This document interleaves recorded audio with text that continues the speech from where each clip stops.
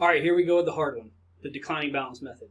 Remember, this one has 3 steps, and there's some parts in it you're really going to want to pay attention to. I'll try to highlight those as we go through this video.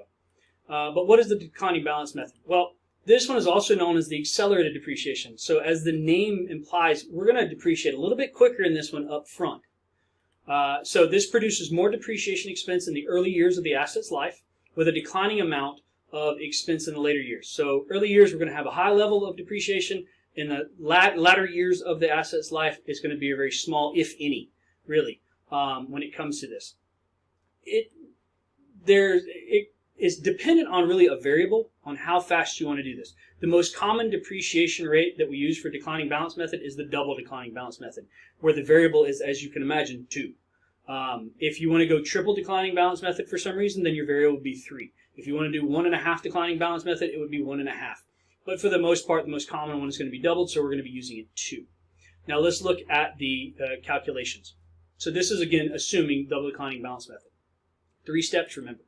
The first 2, they're going to sound super, super easy, and that's because they are.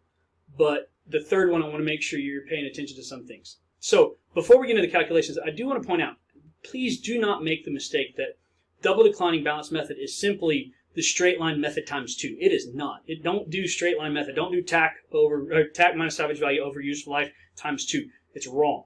Okay, this is a specific way we do things. So step 1 of the declining balance method, we're going to find our straight line rate, not the straight line depreciation, but the straight line rate. And the way we do that is simply 1 over the useful life. So if I have a useful life of 5 years, then it's going to be 1 over 5, which gives me a straight line rate of 0.2.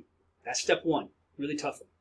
Okay, 1 over the useful life. Step 2, I'm going to take that straight line rate and I'm going to make it a double declining rate by multiplying it by 2. Okay, again, this is the point where you would change it. If it's triple declining, you would multiply it by 3. You get the idea.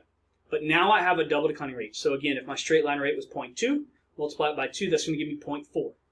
Now the step 3, this is the one where you're going to want to pay attention to.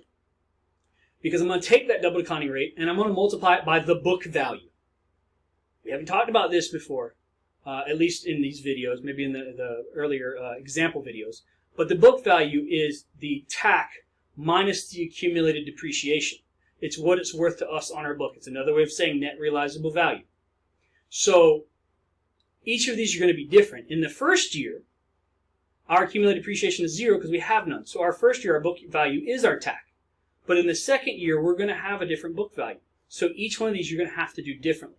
In the next videos, when I'm going to show you how to do this in an example, you're going to see how to calculate the book value for each year and do this for, I think, 5 years, I believe.